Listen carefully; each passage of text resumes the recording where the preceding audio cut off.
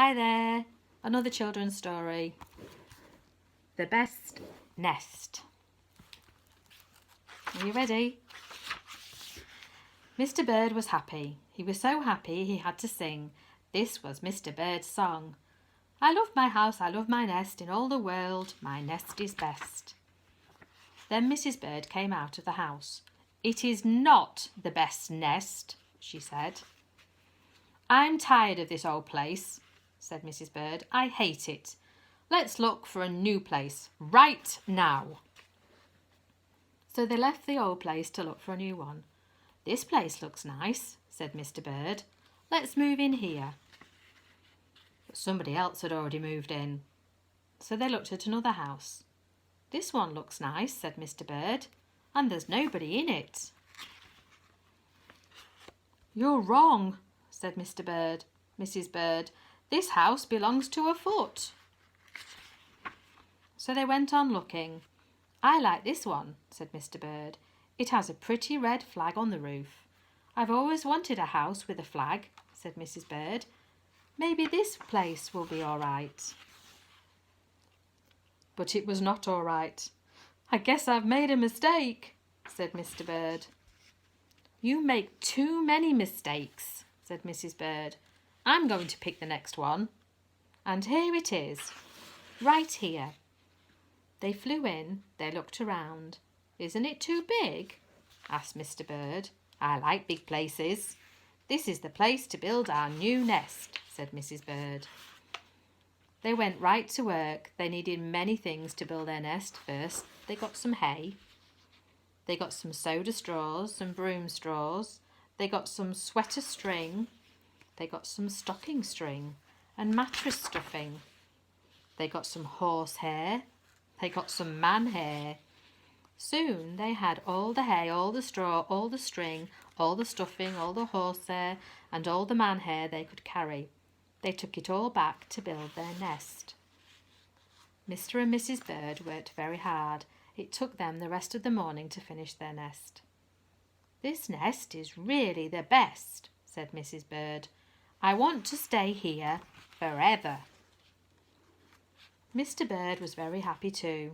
He flew to the top of the house. He sang his song again. I love our house, I love our nest, in all the world our nest is best. He was so busy singing, he didn't even see Mr. Parker coming. Every day at 12 o'clock, Mr. Parker came to the church. Mr. Parker came to pull a rope. The rope went up to the bird's new nest. The rope rang the big bell right under Mrs. Bird's nest.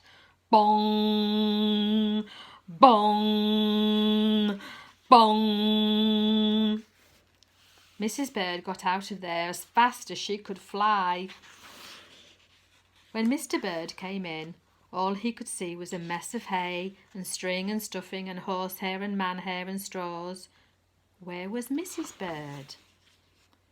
I will look for her until I find her, said Mr. Bird. He looked high, he looked low, he looked everywhere for Mrs. Bird. He looked down into a chimney, but Mrs. Bird wasn't there. He looked down into a water barrel, but Mrs. Bird wasn't there. Then he saw a big fat cat. There was a big fat smile on the fat cat's face. There were some pretty brown feathers near the fat cat's mouth. Mr. Bird began to cry. Oh dear, this big fat cat has eaten Mrs. Bird. Mr. Bird flew away. I'll never see Mrs. Bird again, he cried. It was getting dark. It began to rain. It rained harder and harder. Mr. Bird could not see where he was going. Crash! Mr. Bird bumped into something. It was his old house. That old house that Mrs. Bird hated. I'll go inside, said Mr. Bird. I'll rest here until the rain stops. Mr. Bird went in, and there was Mrs. Bird, sitting there singing. I love my house, I love my nest, in all the world this nest is best. You Here? Gasped Mr. Bird. I thought you hated this nest. Mrs. Bird smiled.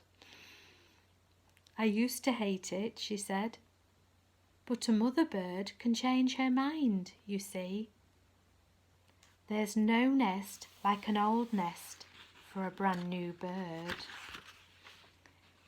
And when the egg popped open, the new bird thought so too.